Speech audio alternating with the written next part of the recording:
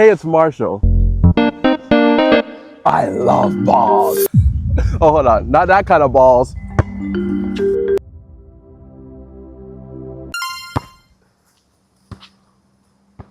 Or do I? Oh, hey. Well, the answer to that is maybe. But I want to ask you this, my sexy niche community. Would it really matter if I did like balls? Would it matter if I was homosexual? You know, a lot of people in this world would say yes. A lot of people in this world, when hearing that I am gay, would say that I'm weaker, would say that I'm weird, that I'm not normal, that I'm sinful, all these negative biases that they would have towards me if they found out I liked and was attracted to the same gender. And what we call that in at least 2026 terms would be homophobia. A lot of people would argue that homophobia is being fearful of gay people, but I think we're not very obtuse over here at the Marshall.l.l community. We know that when you have any type of negative stigma against gay people, you would be considered homophobic. So that's the definition we'll be using today for this Marshall.l.l episode. To me, homophobia at any level is extremely harmful, and I would hope that people would stop being homophobic in the future. And I just wish that from this video, I can actually convince people to be less homophobic. But for that, I feel like I would need to get the actual mindset and the thoughts of somebody who was homophobic. But I know nobody in my life who is, which is such a shame, because if I just had one oh, hold on, sorry. I'm getting a call. Okay.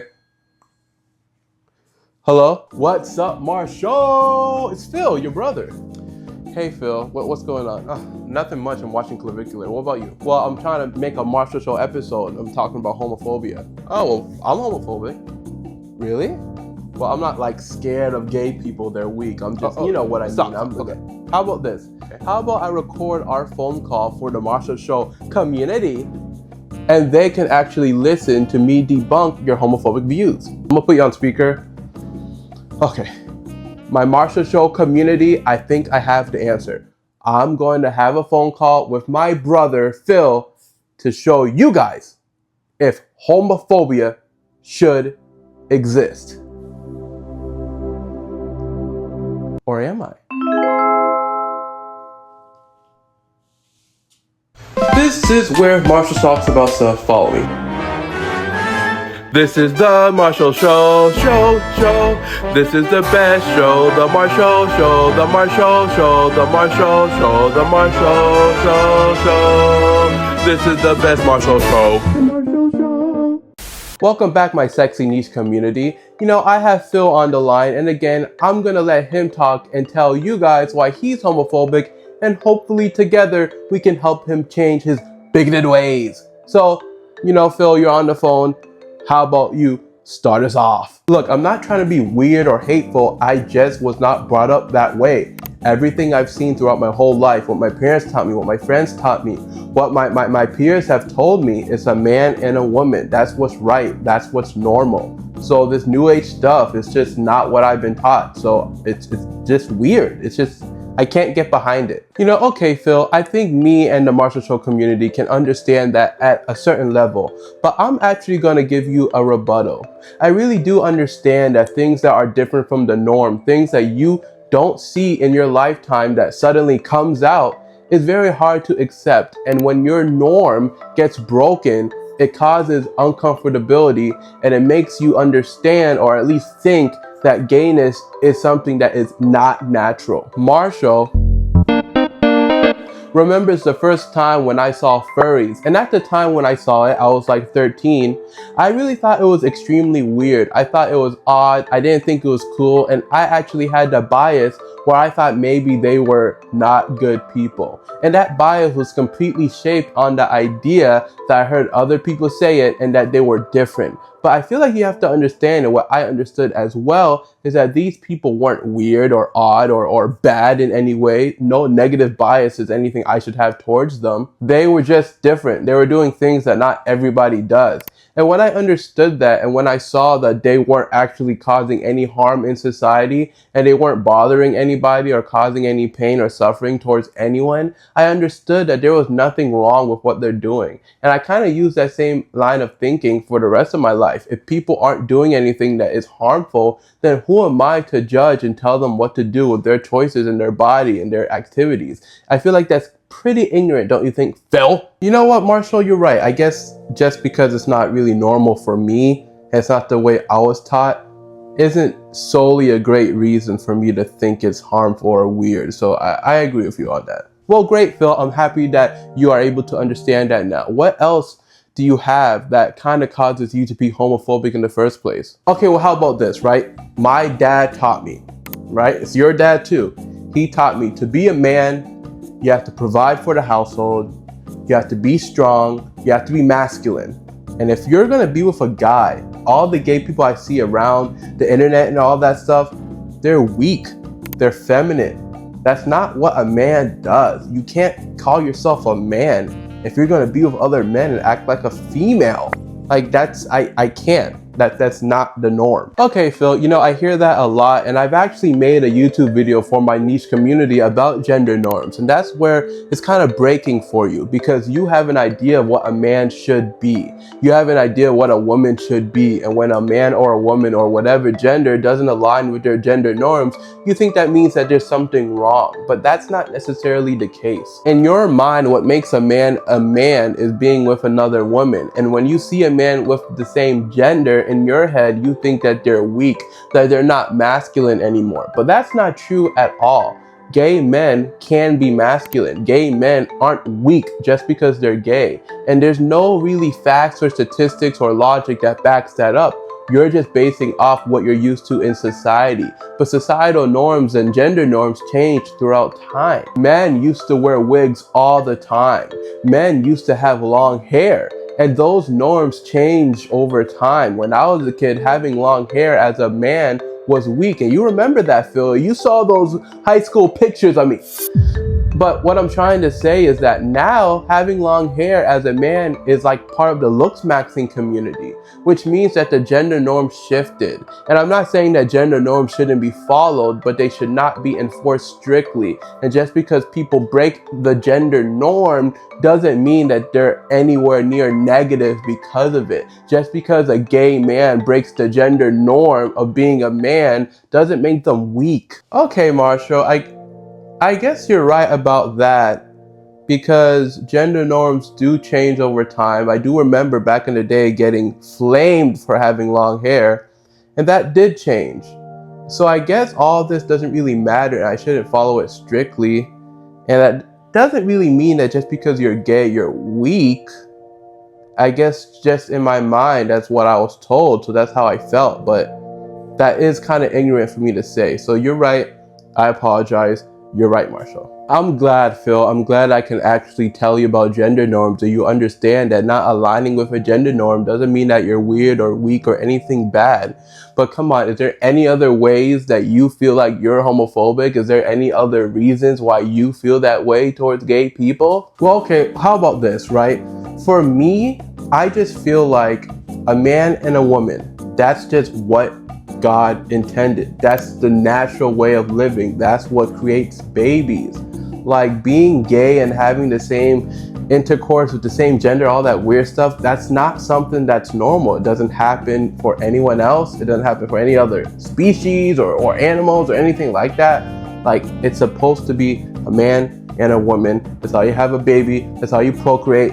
That's what is natural in the world, Marshall. Okay, you know, I hear that one a lot, that being gay is unnatural because you can't procreate while having gay intercourse. And I think that's something that's extremely interesting, because that kind of implies that being gay is just not normal in nature, when actually humans aren't the only species that actually interact in gay intercourse in the first place. Humans are actually not the only species in nature that has gay intercourse. There's other species in this world that does the same exact thing.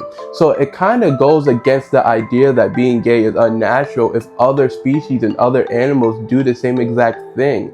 And I feel like it's an obtuse kind of line of thinking to assume that just because something doesn't cause a child, just because procreating isn't a thing when you have two of the same gender, I feel like that doesn't really matter. There's many acts in the bedroom that doesn't actually spur children. It's not like every time somebody has any kind of sexual act in the bedroom, they're planning to have a child. There's a lot of heterosexual relationships where they can't have children for other reasons, and you wouldn't call them unnatural.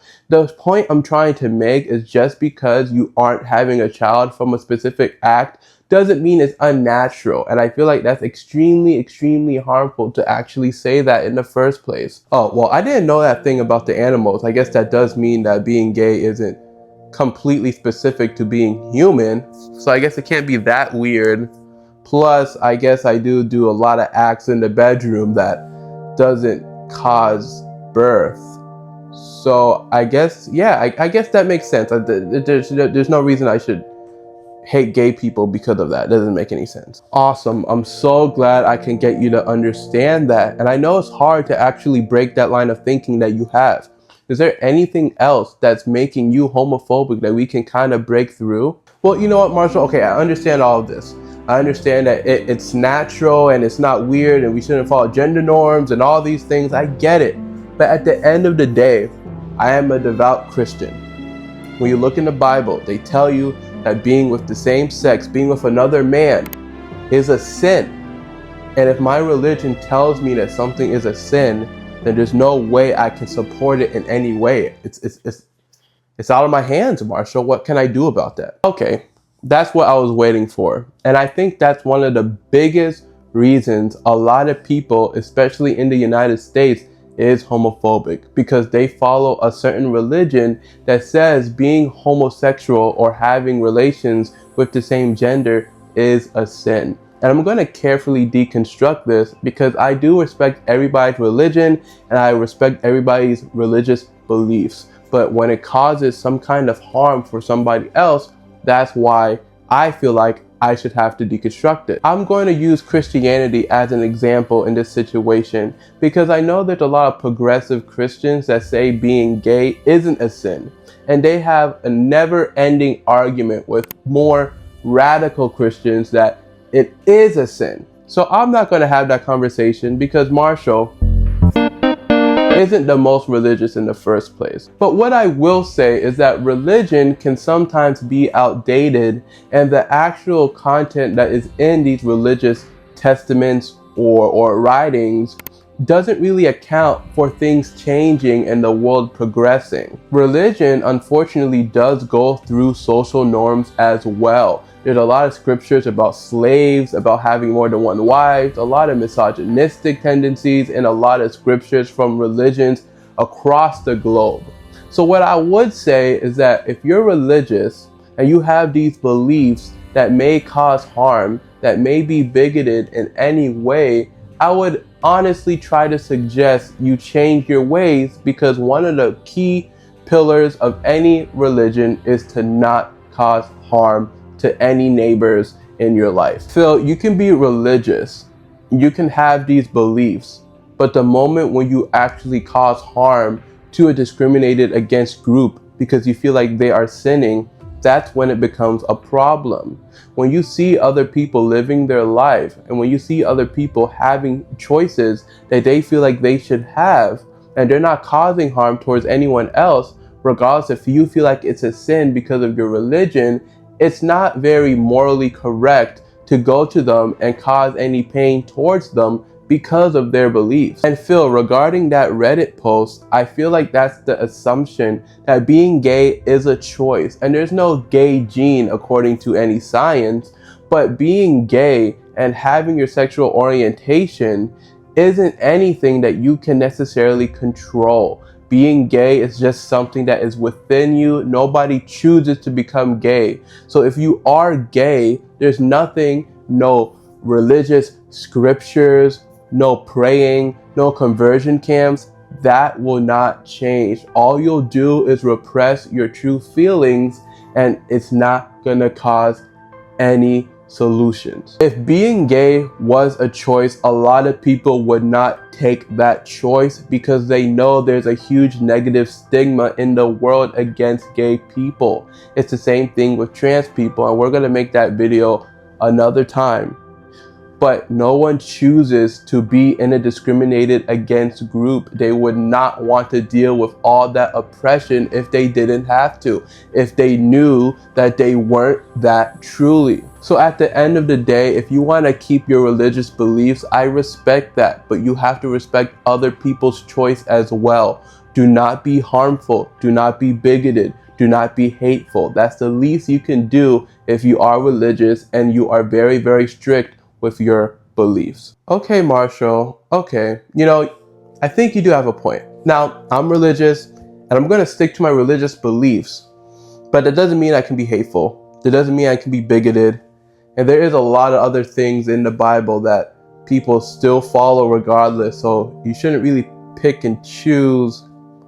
So you're right, I'm gonna stick to my religious beliefs, but the least I can do is not be hateful, not be harmful to these discriminated against groups. That's not right of me, and I should not do that. All right, you and your community, you convinced me all these things, I get it, okay?